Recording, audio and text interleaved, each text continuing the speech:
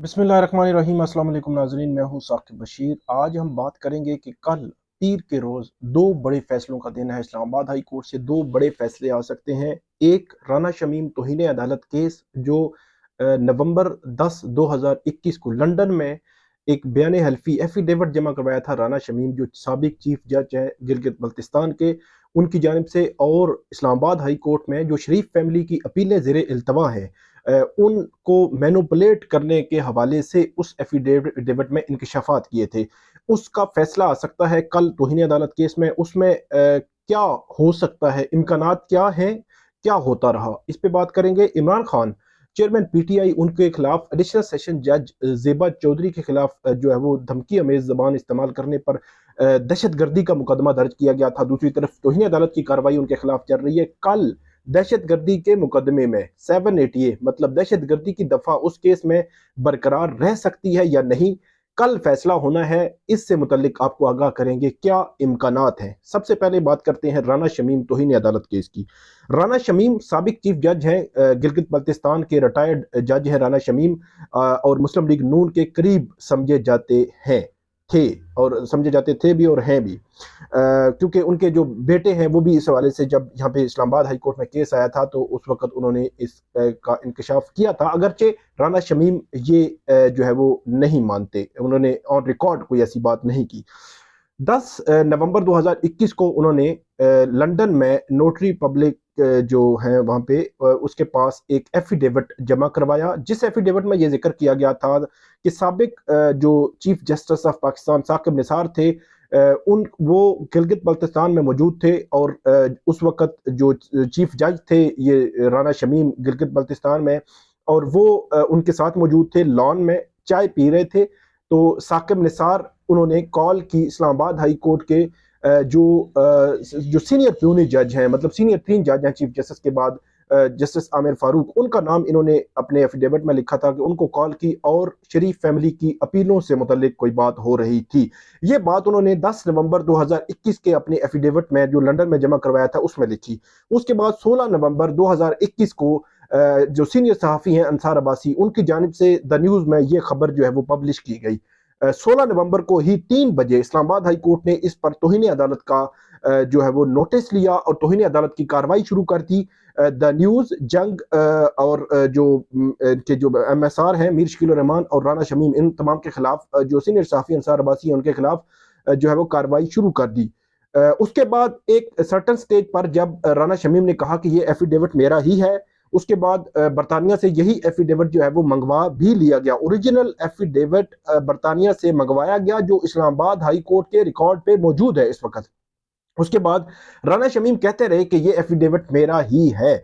जब राना शमीम का एफिडेविट भी आ गया, उन्होंने कहा मेरा ही है। उसके बाद अदालत ने जो सहाफ़ी थे एमएसआर मीर शकील रहमान जो जंग ग्रुप के मालिक हैं, अंसार अब्बासी और जो दीगर सहाफ़ी थे, उनको इस केस से अलग कर दिया और ये कहा कि अगर किसी स्टेज पर जो है वो ज़रूरत पड़ी, अगर कोई एविडेंस, को सबूत, को शवाहिद, को चीज़ें आ गई तो उसके बाद अदालत इस मामले को देखेगी, लेकिन अभी राना शमीम की हद तक केस आगे बढ़ाएगी।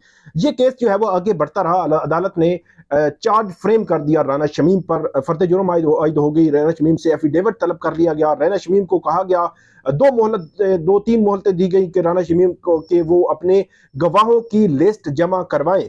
लेकिन इसमें दिलचस्प अमर जो है वो 2 समातें कबल जो हुआ, जो वफाकी हुकूमत है, उस वक्त की वफाकी हुकूमत जब पीटीआई हुकूमत में थी तो पीटीआई इसको जो उनके अटॉर्नी जनरल है खालिद जावेद खान, वो इस केस को मुख्तलिफ अंदाज से लेकर चल रहे थे और उनका ख्याल था कि जो उस वक्त जो साबिक वज़ीर आज़म नवाज शरीफ हैं उनके साथ राना शमीम के ताल्लुकात हैं, उन्होंने स्कैंडलाइज किया है जुडिशरी को इस किस्म के इल्जामात लगाकर, तो इन तमाम के खिलाफ कार्रवाई शुरू की जाए। लेकिन उस वक्त जो मुस्लिम लीग नून की क्यादत थी वो साकिब निसार का नाम लेती थी कि साकिब निसार को भी इस्लामाबाद हाई कोर्ट तलब करे। लेकिन अब जब इस वफाकी हुकूमत जो पीडीएम है, मुस्लिम लीग नून की हुकूमत भी है, पीपल्स पार्टी और दीगर जो इत्तेहादियों की हुकूमत है, इन तमाम ने की जानिब से, मतलब वफाकी हुकूमत की जानिब से जो गवाहों की लिस्ट जमा करवाई गई उसमें साबिक चीफ जस्टिस साकिब निसार का नाम नहीं था। ये वो चीज़ थी, ये वो पॉइंट था, ये लम्हा था मेरे ख्याल में जिसने राना शमीम जो है वो देखा कि राना शमीम के पीछे कोई नहीं था, तो राना शमीम ने अब एक्सट्रीम स्टेप लिया है। और पहले तो राना शमीम ने पिछली समात पर यह कहा था कि दूसरा जो जज इस्लामाबाद हाई कोर्ट के जज की बात हो रही थी वो सीनियर प्यूनी जज उस वक्त थे, मतलब उस वक्त के जस्टिस जो है वो साबिक चीफ जो जस्टिस हैं शौकत अजीज सिद्दीकी थे।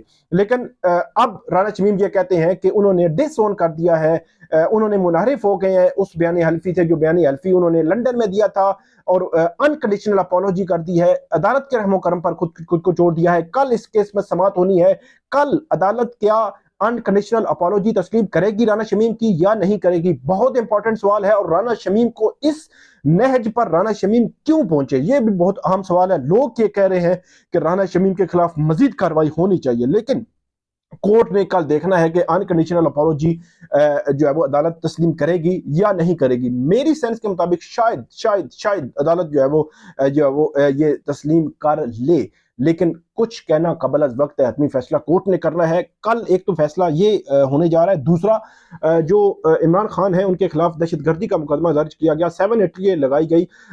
जो चीफ जस्टिस हैं उन दिनों यहाँ पे मौजूद नहीं थे जिन दिनों ये मुकदमा दर्ज हुआ, और उनकी जो आए एक हफ्ता के बाद, जब मुकदमा दर्ज हो गया तो एक हफ्ता के बाद आए, तो 3 स्टेजेस ऐसी हुई जब अटॉर्नी जनरल चीफ जस्टिस अतर मिनल्ला के सामने खड़े थे तो उन्होंने इस चीज की तरफ निशानदेही की कि आपकी हुकूमत भी वही कर रही है जो पिछली हुकूमत करती आ रही है, आप भी बगावत और दहशतगर्दी के मुकदमात जो है वो आपने दर्ज करना शुरू कर दिए गए हैं, इसमें रिव्यू करें, इसको रिकंसिडर करें, सोचें, नजरसानी करें इस पे। ये वफाकी हुकूमत को अदालत ने कहा, तो उससे ये तासुर उभरा कि बगावत और दहशतगर्दी के मुकदमात कायम नहीं रह सकेंगे। बगावत के मुकदमे में जो शहबाज गिल है उनको जमानत मिल चुकी है, लेकिन अब दहशतगर्दी के मुकदमा का फैसला जो है वो होने जा रहा है कल।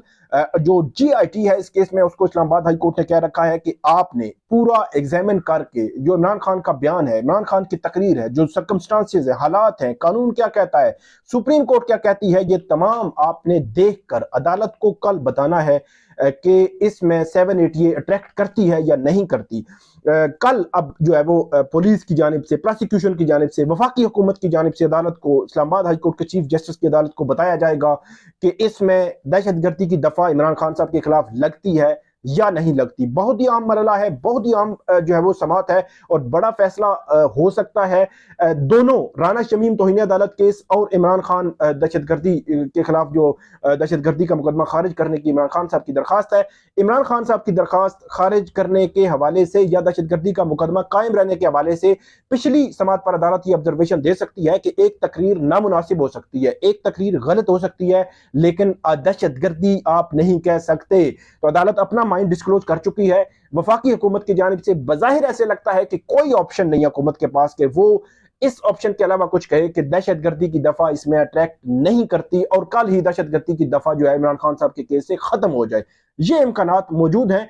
जो फैसला होगा हतमी तो कल ही होना है, लेकिन ये इम्कानात मौजूद है। और राना शमीम तौहीन अदालत केस का भी मैंने आपको बता दिया।